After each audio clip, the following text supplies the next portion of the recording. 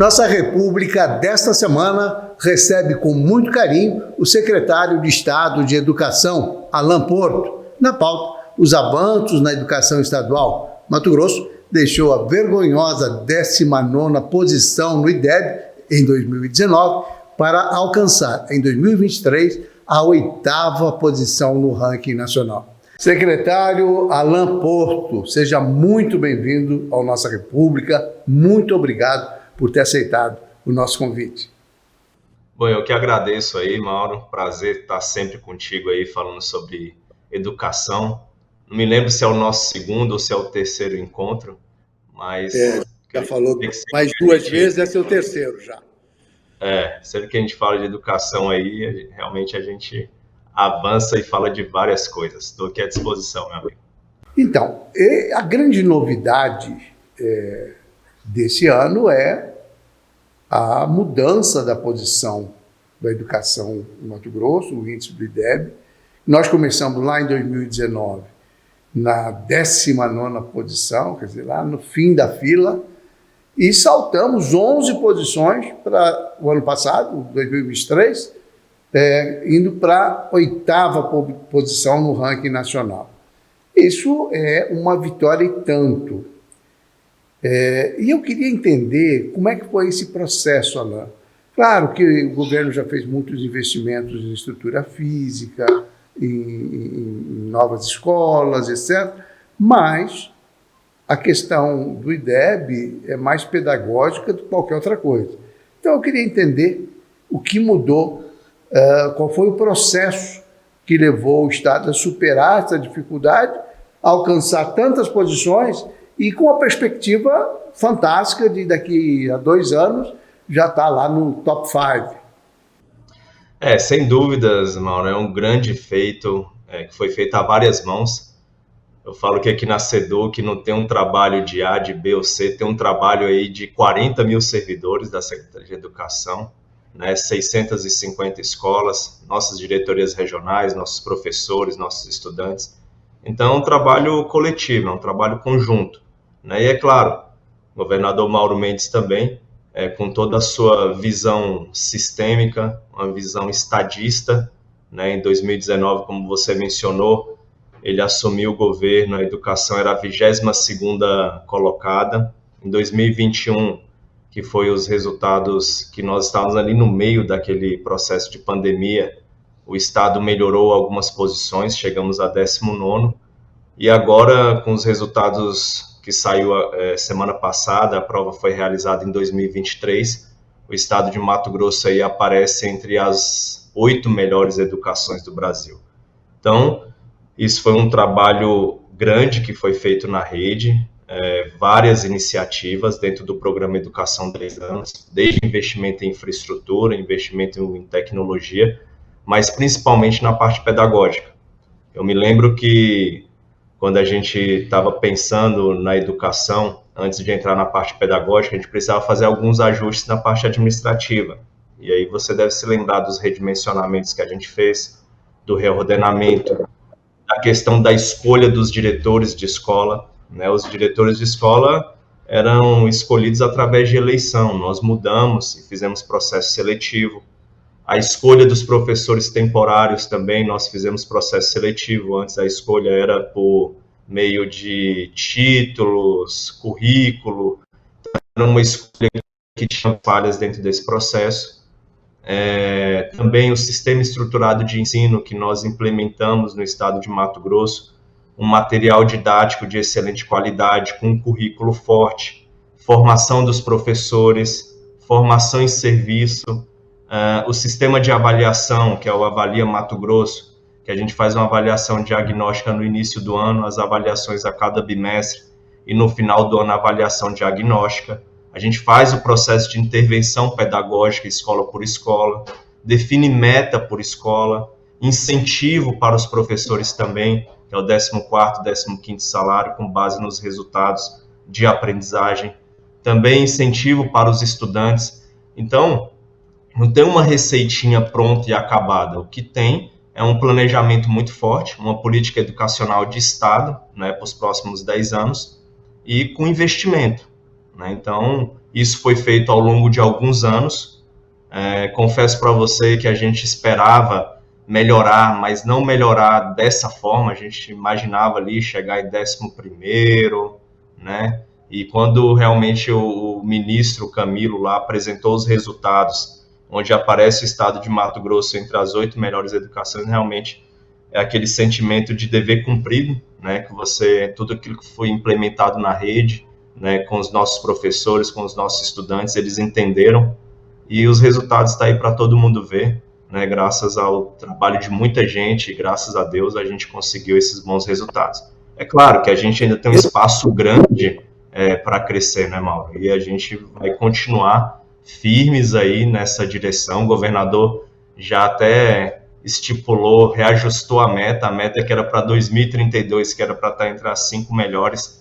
O governador falou, vamos tentar, né, fazer esse esforço, porque como a gente estava lá embaixo, dar um passo ali entre as 10, foi um desafio grande, né, mas você manter e melhorar e estar entre ali os 5 melhores é um desafio ainda maior. Ao mesmo tempo, secretário, essa situação, quer dizer, alcançar esse resultado, ele acaba sendo motivo para sinergia, para mobilizar as pessoas mais ainda. Sem dúvida que é muito difícil chegar entre os 5 melhores. A gente sabe que todos os estados se esforçam muito para se manterem com resultados importantes na área da educação, porque talvez seja um dos melhores, dos mais importantes indicadores, né, de gestão de qualquer governo, né, e realmente é um feito e tanto. E eu queria aproveitar para a gente seguir um pouquinho nessa conversa. Eu me lembro agora de 2019, que de fato Mato Grosso estava na 22ª posição. Era mais atrás do que a 19. 19 veio parecer um pouco mais para frente. O que eu me lembro também que na época nós tínhamos 700 e tantas escolas, alguma coisa assim, em situação, quase todas em situação de petição de miséria, quase caindo aos pedaços. Não tinha material didático de qualidade, a educação muito sucateada, muito abandonada, né? Ao longo do tempo, eu não estou nem pontuando deste ou daquele governador, mas ao longo do tempo isso veio ocorrendo, né? E chegamos nesse estado muito ruim. Já conseguiram reconstruir todas as escolas, reformar, construir novas, quer dizer, deixar a estrutura, a infraestrutura escolar melhor, ou numa condição já de aqui não precisa fazer mais, podemos seguir por outra área? Mano, nós já entregamos, até a data de hoje, 38 novas escolas. E existe mais 52 novas escolas em construção. Então, a gente está falando de 90 escolas novas. Novas, né? Não é CNPJ novo. São escolas que foram reconstruídas. E existe hoje mais de 180 escolas que estão em fase de reforma geral, né? E não é reforminha meia boca, né? O Mauro costuma dizer isso, é reforma de qualidade. É você mexer em toda a parte estrutural da escola que não tem refeitório, escola que não tem quadra poliesportiva, que não tem sala de aula climatizada, que não tem área de pátio. Então você faz uma repaginação, uma requalificação em toda aquela infraestrutura. Então, se a gente for analisar as escolas que já foram reconstruídas, mais as escolas que já passaram por reforma geral, o que nós já entregamos de reforma geral significa dizer que o estado de Mato Grosso, mais de 50% das escolas já passaram por uma grande intervenção na sua infraestrutura. No diagnóstico que nós fizemos em 2019, a gente chegou a classificar as escolas como ruins, né, como péssimas, ruins, boas e muito boas. Então, nós identificamos que 70% das nossas escolas precisava de uma intervenção imediata. Até 2026, mano, com todas essas intervenções, com todos esses contratos, convênios que a gente tem feito com as prefeituras também têm ajudado a gente, nós vamos entregar uma infraestrutura, mas muito, muito melhor do que nós encontramos em 2019. Nunca houve tanto investimento em infraestrutura como acontece nessa gestão atual. Então, nós vamos entregar escolas modernas, escolas para atender o nosso estudante do século XXI. E eu não falo só de construção, eu falo de infraestrutura tecnológica, eu falo de laboratórios, eu falo de biblioteca, eu falo de sala de aula diferenciada, com internet, com Smart TV, com Chromebook. Então, é uma escola completamente diferente do que a gente estava acostumado a ver antes de 2019. Então, é uma verdadeira transformação, é uma revolução, e eu tenho certeza que até 2026, todas essas contratações, todas essas obras que estão em andamento, a gente vai entregar para as comunidades escolares. Quando você fala desses investimentos todos, quer dizer, essa mudança radical, porque a escola pública sempre foi meio relegada ao quadro negro, né, ao professor mal remunerado e escolas desconfortáveis, quer dizer, calor, enfim, prédios bem insalubres e tal. Isso, assim, foi ao longo do tempo, ao longo de muito tempo, uma regra em Mato Grosso. Aliás, não é só em Mato Grosso, viu? No Brasil inteiro, a gente vive uma realidade muito parecida com essa que eu descrevi. Essa mudança de pensamento e de investimento em tecnologia, é óbvio que só podia resultar no interesse maior dos estudantes pela escola. Quem que não quer estudar com um Chromebook, com um computador disponível para pesquisar? Quem que não quer ter uma sala com ar-condicionado? Enfim, isso motiva muito. Você acha que além do pedagógico, e nós vamos aprofundar mais no pedagógico, você acha que além do pedagógico, essas coisas todas acabaram ajudando o Mato Grosso a conquistar esse resultado no IDEB?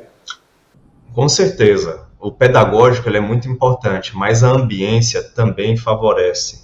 Né? Quando a gente fala de espaços melhores, quando a gente fala de uma escola tecnológica, quando a gente fala de professores bem preparados, quando a gente fala de um ambiente acolhedor, a gente coloca a família também dentro do processo de acompanhamento e monitoramento do estudante. Então não tem aquela bala de prata, mano, para resolver todos os problemas.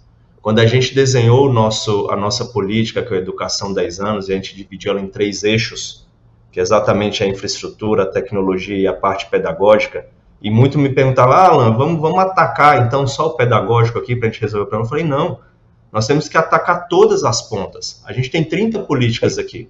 Então, as 30 políticas, a gente tem que fazer a coisa acontecer, porque é o conjunto dessas ações, né, e o sucesso delas, lá na ponta, a gente vai alcançar o nosso objetivo maior, que é melhorar a aprendizagem.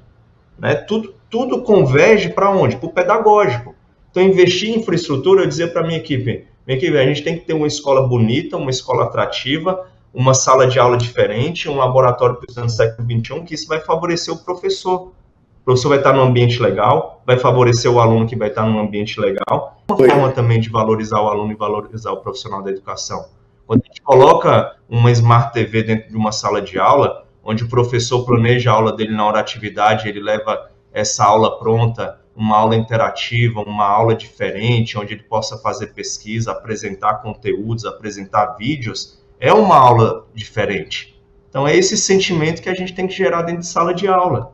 Então, é um conjunto de ações e de iniciativas que foram executadas que levou a esse resultado. Então, tudo importa.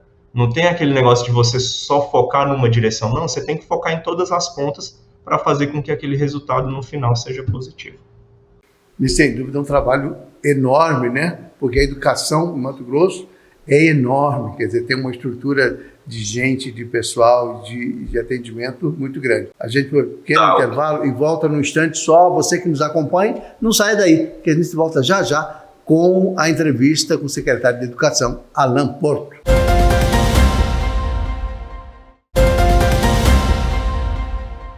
Nossa República está de volta, essa semana, conversando com o secretário estadual de Educação, Alan Porto. E, claro, o tema são as nossas escolas, o índice do IDEB e outras coisas mais. E entre as outras coisas mais, eu queria lhe perguntar o seguinte. A gente falava que mexer na pedagogia era importante, porque ela que, no final, acaba prevalecendo na hora de avaliar a qualidade do ensino, né? E eu queria saber o seguinte, muito contestado pelos profissionais de educação, contestado em muitos níveis, a questão das escolas militares. E eu estou vendo aqui, que a Mariane, minha produtora, sinalizou aqui que em Mato Grosso, as escolas com os 10 melhores desempenhos que superaram a média nacional, a meta que era de 5,2, nós temos escolas com 5,7, com 5,5, enfim, 5,9, né? São quase todas elas escolas, as chamadas escolas militares, que não é uma pedagogia militar, né? Por que você acha que essas escolas militares avançaram mais? Bom, vamos lá, Mauro. É importante, antes eu responder essa pergunta das escolas militares, vale dizer que o programa Educação 10 anos a gente consegue descer em 650 escolas de forma rápida e assertiva, porque também tem a parceria das diretorias regionais de educação. Me lembro que lá em 2019 a gente não tinha essas DREs, a gente tinha as assessorias, e com um quadro de servidores muito pequeno. Então, você não conseguiria ter uma estrutura de gestão de pessoas, uma estrutura pedagógica para dar suporte para aquela região. As diretorias regionais conseguiram levar a SEDUC para mais próximo dessas unidades escolares. Então, a parte do monitoramento é fundamental nesse processo. Então, hoje nós temos as diretorias regionais de ensino fazendo o monitoramento e o acompanhamento dos resultados, das metas e dos objetivos de cada unidade escolar. Então, isso foi fundamental. Respondendo aí a questão das escolas militares, em 2019 nós tínhamos 8 escolas. Hoje nós temos 23 unidades e estamos também com planejamento para ampliar essas unidades cívico-militares. E os resultados que apareceram no IDEB, das top 10, 8 são militares. Isso se deve a um trabalho de gestão, tem lá o diretor da unidade escolar, tem um coordenador pedagógico, tem a equipe de apoio ali e toda a metodologia do trabalho das unidades Tiradentes e das unidades Dom Pedro. O professor é o mesmo da rede estadual, o currículo é o mesmo, o material didático é o mesmo. O que existe é um processo ali de disciplina, de regras, de acompanhamento dos pais, no monitoramento dos resultados de aprendizagem desses estudantes e um processo de intervenção pedagógica muito forte. Todo bimestre é realizada uma avaliação. Aqueles estudantes que não conseguiram atingir a sua média, eles passam por um processo de reforço escolar, ele passa por um processo de recomposição da aprendizagem. Não quer dizer que as outras escolas não passam por isso, as escolas também passam, mas as escolas militares ali conseguem acompanhar de forma mais eficaz. O que eu tenho conversado com a minha equipe é que a gente não pode trabalhar nessas segregações, ter essas diferenças. A gente tem que vir com a escola de tempo integral, a escola regular, a escola Tiradentes, as escolas vocacionadas ao esporte, as escolas vocacionadas em línguas, crescendo todos juntos, que é aquele princípio da equidade que a gente tem trabalhado também na nossa rede estadual. Então, sem sombra de dúvida, o que levou o resultado dessas escolas militares aí é esse trabalho de acompanhamento e evolução da aprendizagem. Não tem um fator ideológico, não tem um fator de tipo de pensamento ou de tipo de disciplina diferenciado? Tem um trabalho de disciplina, de hierarquia, de cumprimento de regras. Lá as aulas cumprem toda a carga horária. Aquele aluno que não atingiu a meta é chamado pai para verificar o que está acontecendo. Então o pai participa desse processo ali de aprendizagem do estudante. Então, existem regras mais fortes ali dentro da escola militar, com que faça a diferença.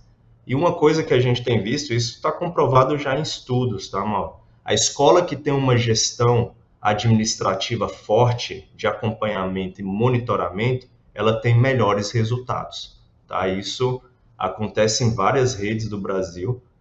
Se a gente for olhar também os resultados das escolas militares em outros estados, também vai seguir essa mesma linha. Então, é esse trabalho de gestão que a gente tem que aprimorar cada vez mais na nossa rede. Eu vou aproveitar o gancho da sua resposta. Você falou em escolas vocacionadas para o esporte, enfim, diferentes tipos de escola sob o guarda-chuva da SEDUC. Como é que é isso? Quer dizer, como é que você vocaciona uma escola com o esporte? É dando uma infraestrutura específica, identificando ali uma situação que possa resultar nisso? Como é que é isso? Porque assim, eu já vi que tem escola e tem piscina olímpica, que tem área de atletismo, por exemplo. E isso não é uma realidade em todas as escolas. Está ligado à infraestrutura. As escolas vocacionadas ao esporte são 14 hoje no estado, praticamente em todas as regiões. Eu vou citar aqui a Escola Arena. A Escola Arena nós temos piscina, nós temos quadra, nós temos tatame, nós temos uma infraestrutura diferenciada que permite a gente implementar 13 modalidades. Em Rondonópolis é assim, aqui no bairro Planalto também é assim. Então, ele está ligado à infraestrutura. As escolas que a gente está entregando nova agora, que vem com quadra poliesportiva, que vem com piscina, que vem com uma estrutura diferenciada, é que a gente consegue desenvolver essas outras modalidades. E ali a gente coloca professores especialistas. Tem professor especialista de natação, tem professor especialista em judô, tem professor de xadrez, tem professor de futsal, tem professor de voleibol. Então, não é só aquela iniciação ao esporte, é também preparar aqueles estudantes de alto rendimento para serem futuros atletas aqui no estado de Mato Grosso, para também conectar com outras políticas públicas que a CECEL oferta. Enfim, é para a gente descobrir talentos também dentro da nossa rede que possa desempenhar seu trabalho também na área esportiva. Você falou escolas vocacionadas em línguas. E aí tem esse projeto que leva estudantes, de 100 estudantes, me parece, ou estudantes de 100 escolas do estado, os melhores colocados aí, para fazer intercâmbio. Intercâmbio é coisa de escola de rico, né? Pelo menos essa é a regra no Brasil. E é muito estranho ver isso, estranho, mas positivo, claro, ver isso na escola pública, né? Intercâmbio, quando essa palavra já é uma coisa de outro mundo, né? O estudante da escola pública, quando falava em intercâmbio, era só no sonho. Hoje, aqui no estado de Mato Grosso, já é uma realidade. Ou seja, os estudantes, todo ano, 100 estudantes do estado têm a possibilidade de ir para a Inglaterra, para 6 cidades, através de um programa que nós criamos, que é o Mais MT Inglês, né, que é o inglês no mundo, que são cursos, né? Todos os estudantes, Mauro, do 9º ano ao 3º ano do ensino médio, ele tem um curso de inglês. Então, isso era inimaginável, né? Um curso de inglês, né? Você vai pagar um cursinho de inglês hoje, no mínimo aí é 300 pila por mês que você paga num cursinho desse. Então, hoje o estudante tem isso de forma gratuita, claro, o estado de Mato Grosso paga, e com base nos resultados de avaliação desse curso de inglês, ele tem a chance de ir para a Inglaterra. E esse processo de avaliação ele é realizado todo ano. No ano passado nós levamos 100 estudantes, agora em setembro mais 100 estudantes vão embarcar, e isso dá uma oportunidade única na vida desse estudante, de conhecer outra cultura, de conhecer estudantes de outros países, de ter a oportunidade de conhecer professores também de outros países. Chega lá na Inglaterra, ele é matriculado nos melhores cursos de língua inglesa, né? Ele vai conhecer outras culturas, vai ficar hospedado na casa de uma família. Então, é como um intercâmbio que acontece aí, que a gente só escutava dizer nas escolas de rico. Então, são várias iniciativas, é aquilo que eu te falei, não existe a receitinha de bolo, existe várias políticas públicas, vários projetos ali conectados nesse programa maior que tem levado a gente a esses resultados aí do IDEB. Essa questão da escola vocacionada para línguas acaba... Quando a gente pensa no número, 100 estudantes entre milhares de estudantes, dá um número pequeno. E vai beneficiar um ou outro e tal, não são todos que no final acabam tendo um resultado positivo sobre isso. Mas, e eu testemunhei isso, Alain, é uma escola de Chapada dos Guimarães. Como é que é o nome da escola? A Rafael. Ela teve um aluno no ano passado, Rafael Siqueira, teve um aluno destacado lá para fazer a viagem para a Inglaterra, enfim, foi selecionado, um menino, 12, 13 anos, 14 anos, enfim. Mas aquilo provocou uma reação tão impressionante na comunidade, na cidade inteira, não só na escola, mas a cidade inteira, quer dizer, a autoestima foi lá em cima, as pessoas estavam muito alegres, muito satisfeitas com aquilo, como se fosse uma vitória pessoal de cada habitante aqui da cidade. Então, essa é uma coisa assim, que me parece relevante registrar, porque movimenta, né? Cria uma sinergia importante, estimula, claro, outros estudantes, eu também quero, né? Mas movimenta com toda a comunidade, né? Isso que você falou aí, quando a gente solta a seleção dos 100 estudantes, essas vagas, ela é proporcional às DREs, então vai gente do estado inteiro. Quando a gente solta o resultado, tem carreata na cidade, eles chamam na Câmara, recebe uma menção honrosa, o prefeito daquela cidade recebe, é como se fosse uma final de Olimpíadas, uma final de Copa do Mundo, né, que a cidade fica em festa. Então, como você falou, parece pouco a quantidade, mas é um efeito enorme que acontece nas regiões, que acontece no nosso estado, porque é algo inimaginável, né? Você imagina você ir para fora do país, tem muitos alunos desses que nunca saiu do estado, teve gente que veio uma vez só na capital, então é um impacto muito grande. Quer ver um exemplo disso? A Lavínia é estudante lá de Nobres, ela é 100% cega. Ela ganhou do governo do estado de Mato Grosso aquele óculos com a tecnologia Orcan, que faz reconhecimento facial, reconhecimento de letras, reconhecimento de objetos. Com essa tecnologia, ela coloca um livro na frente dela e esse livro é transcrito para o ouvido aqui que tem um fone. E ela consegue ler um livro, ela consegue fazer um curso. Quando ela ganhou esse óculos, ela se inscreveu no curso da nossa plataforma da F. E ela ficou entre os 50 melhores do estado de Mato Grosso em língua inglesa e ela competiu de igual para igual. Não é porque ela é 100% cega que ela teve um critério diferente. Não, ela competiu de igual para igual, teve o professor de inglês que deu todo o apoio para ela, ela ganhou do governo do estado de Mato Grosso esse óculos, ganhou um Chromebook e ela fazia as aulas na casa dela. E ela foi selecionada com nota quase 98, ficou 97 alguma coisa.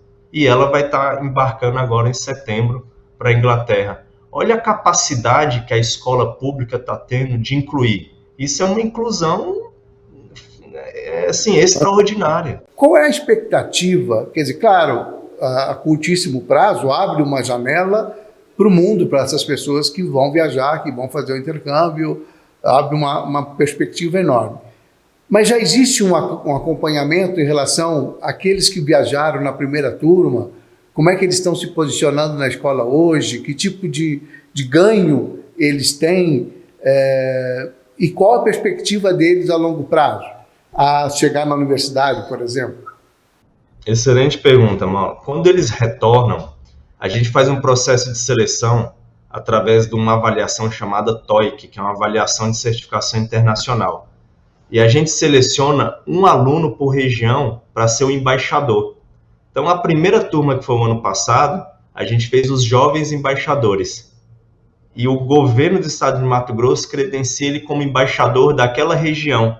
Inclusive, esse aluno depois passa por formação, ele pode participar de eventos do governo, da Casa Civil, representar e participar ali como intérprete, receber delegações de outros países. E esse jovem embaixador, ele também fica responsável de estar acompanhando e monitorando aqueles estudantes que passaram por esse intercâmbio. Ele pode ser um monitor, ele pode replicar o aprendizado dele com outros alunos, ele também divulga o programa. Então, ele tem uma série de atividades que ele realiza no pós. E detalhe, esses estudantes que estão no ensino médio, só para você ter uma ideia, quando eles viajam, isso aconteceu na primeira edição, várias empresas aqui entram em contato com a gente. Empresas que têm programa de trainee, então bancos também interessados em saber quem que é o fulano de tal, qual que é o contato dele, porque eu quero fazer uma entrevista. Porque aquele aluno que se destacou, a chance dele voltar de lá com a cabeça dele completamente transformada e ter uma oportunidade de emprego aqui é enorme. Então, provavelmente, todos esses estudantes que retornaram ou está ocupando uma vaga, né, de emprego, ou estão no estágio, ou estão desenvolvendo alguma atividade ali. E tem esses embaixadores que acompanham e monitoram a vida deles nesse sentido de aprendizado, nesse sentido de replicar qual foi a estratégia que eles fizeram para conquistar essa vaga. Então, a gente faz esse monitoramento, esse acompanhamento. Secretário, eu vou pedir licença para a gente ir para mais um intervalinho e vamos para o último bloco, e ainda tem tanta coisa para falar. Eu vou pedir licença para dar essa paradinha. Você que nos acompanha, não saia daí, porque educação sempre é um bom assunto para conversar, para a gente pensar sobre a educação, sobre a vida dos nossos filhos, sobre a nossa vida, né? Tá bom? A gente volta já já.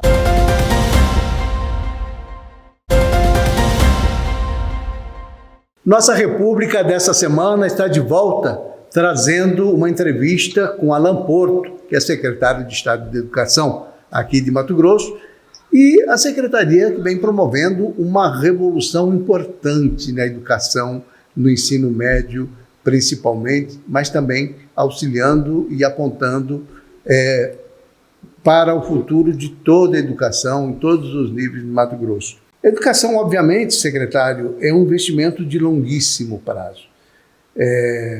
Projetos e políticas públicas, como as que estão em andamento hoje, elas, se continuarem, obviamente, nós teremos um resultado muito favorável para o Estado inteiro, para a sociedade mato-grossense. Principalmente Mato Grosso, esse Mato Grosso que se desponta no mundo como grande produtor de grãos e fibras, carnes, grãos e fibras.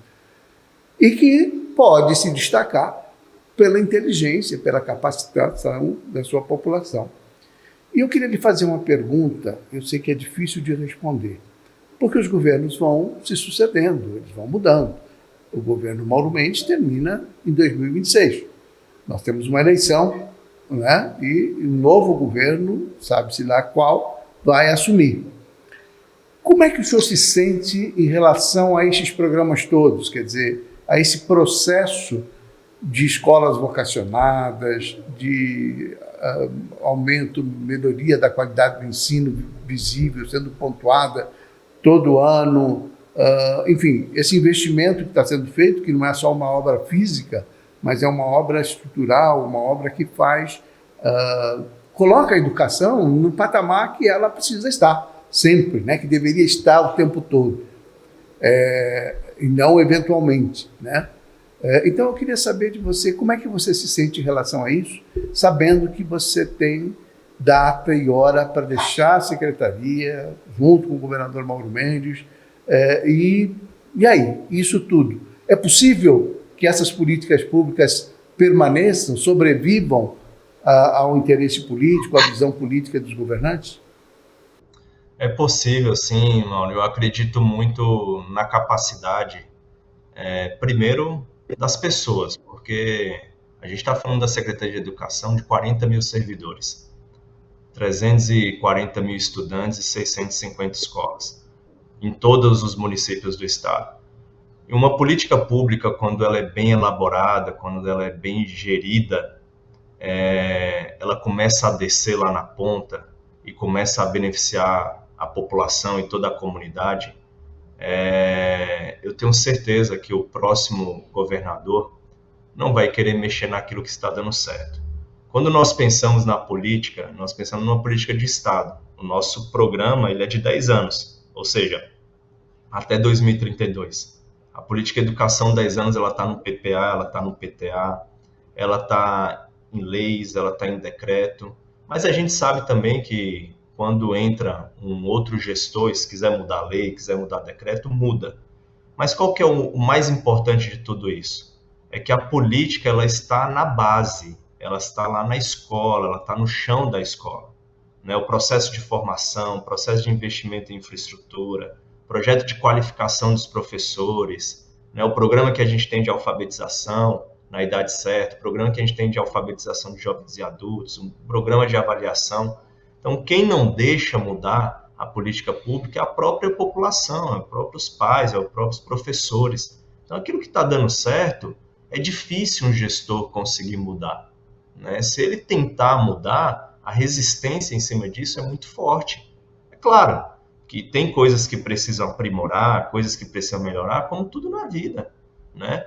Hoje a gente é a oitava educação do Brasil, mas eu sempre falo para a minha equipe, isso não é sinal que precisa acomodar, muito pelo contrário. Agora é que a gente tem que trabalhar mesmo para manter o resultado e melhorar, né? Tem muitas coisas que a gente ainda não conseguiu realizar, porque a educação, os resultados é a médio e longo prazo. Mas isso demonstra que a gente está no caminho certo, né? Que a educação está no caminho correto. Então, eu acredito muito que a política pública ela possa, sim, ter continuidade. Ela possa, sim, continuar esse desenvolvimento, continuar esse progresso de melhorar a aprendizagem, melhorar o ensino, de continuar investindo nas escolas, melhorando a sua infraestrutura, qualificando o professor, valorizando. Então, eu acredito muito nisso e eu tenho certeza que o próximo gestor não vai querer mexer naquilo que está dando certo. Você falou aí da questão da valorização do professor, e nós vemos hoje um movimento do SINTEP, que é o Sindicato dos Profissionais de Educação, um movimento muito duro contra o governo do Estado na questão salarial, na questão das aposentadorias, enfim, há uma oposição muito forte nesse sentido. O que acontece? Quer dizer, você tem a educação e os professores indo bem de um lado e tem o sindicato, parece que numa outra direção. Como é que é isso? Bom, mas o sindicato, é até difícil falar do sindicato, porque o sindicato ele trata de forma muito desrespeitosa o governo, né? Desrespeitosa a secretaria, desrespeitosa o governo. O sindicato ele nunca esteve preocupado em realmente contribuir com a aprendizagem dos estudantes. E quando vai discutir salário, a gente pode fazer algumas comparações aqui, né, Mauro? Vamos pegar aqui o estado do Goiás. Goiás ele é o melhor IDEB do Brasil. Professor de 40 horas lá, ele ganha R$ 4.500.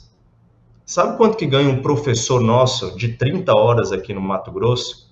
R$ 5.253. Um professor nosso da escola pública, ele ganha melhor do que um professor de escola particular no ensino privado. O professor 40 horas, ele tem um salário de R$ 7.005. Alan, mas você não vai lutar pelo... Claro que eu vou lutar, sempre vou lutar pela valorização do professor. Esse é o meu papel, não só do professor, mas do técnico e do apoio também, né? Você acha que o professor tem que ganhar? Claro, é um processo de evolução, mas a gente também tem que analisar, né, o governo tem que analisar todas as categorias, tem que analisar, né, todas as funções que estão ali dentro de uma estrutura de governo. E quando a gente compara com outros estados, o estado tem aí o terceiro melhor salário do Brasil, né? Então, quando a gente compara, não é um salário... É uma posição melhor que a do IDEB, né? Melhor do que a do IDEB. E eu citei aqui a melhor educação do Brasil, que é o estado de Goiás, com o salário do professor de R$ 4.500, que paga lá praticamente o piso. O piso hoje está aí em R$ 4.400. A gente paga muito acima do piso, né? Então, o sindicato ele tem que vir com propositivas, né, com pautas que realmente venham agregar e ajudar a melhorar a qualidade da aprendizagem. Esse salário mais alto provavelmente também é uma das razões pelas quais a educação vem melhorando a passos largos aqui em Mato Grosso. Quer dizer, eu imagino que os professores se sentem muito orgulhosos disso, né? Duvido que a gente tivesse um professor estimulado, trabalhando muito, quando a gente estava na 22ª posição, lá em 2019. Tem professores, a gente conversa com outros municípios aí, tem professores da nossa rede que ganham mais do que um secretário municipal de educação, dependendo do município, né? Quando a gente pega um professor que está numa função de diretor, numa função de coordenador e secretário escolar, além do salário dele, ele tem 33% a mais no salário, né? Isso também foi uma lei aprovada na gestão Mauro Mendes, reconhecendo que os professores que ocupam essa função, ele tem uma responsabilidade maior.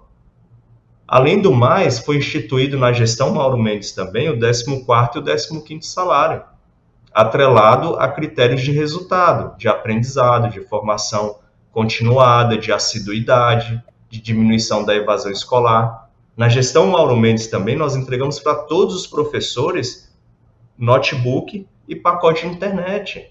Então, dificilmente você encontra em algum outro estado tendo esse tipo de prática. Então, isso é valorização também.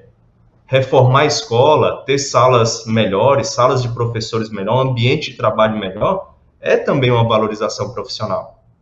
Então, o Estado olha isso aí com muita responsabilidade. O que acontece com o sindicato? Por que esse ranço todo? Eu vou falar bem sincero para você. O sindicato está muito mais um partido político do que sindicato. Sendo bem sincero contigo. Só sobe essas discussões só em ano de eleição. Né? Impressionante. Ano de eleição, aí quer discutir, quer fazer assembleia. Né? Então, a realidade é essa. Muito bem. Olha, a gente já está assim, caminhando para a reta final do programa, e óbvio que a gente só pode parabenizar o Estado, você, o governador, por essa transformação na educação.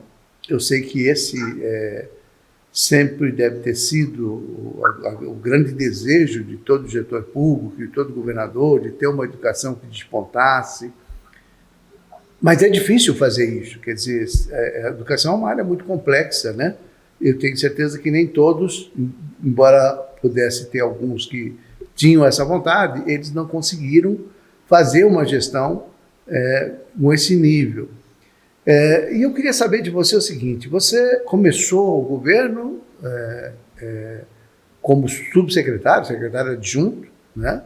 Se transformou secretário e conseguiu executar uma tarefa gigantesca que pode render frutos fantásticos para o Estado a médio e longo prazo. Eu queria saber o seguinte de você: e a Unemat? E a nossa universidade estadual? Quer dizer, que é o passo seguinte, né? Nós temos aí todo o ensino público médio, que é a responsabilidade do Estado, mas que pode desembocar num caminho melhor ainda com a valorização da Unemat, que está presente em quase todo o Estado, enfim. Como é que é a sua visão sobre a Unemat e a sua responsabilidade sobre a Unemat? Na realidade, a responsabilidade nossa aqui da Secretaria de Educação é só da educação básica, né? Que compreende aí o ensino fundamental e o ensino médio.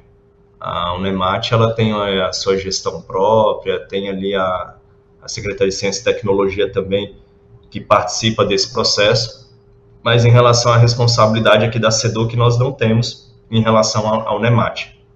Ela é uma unidade própria.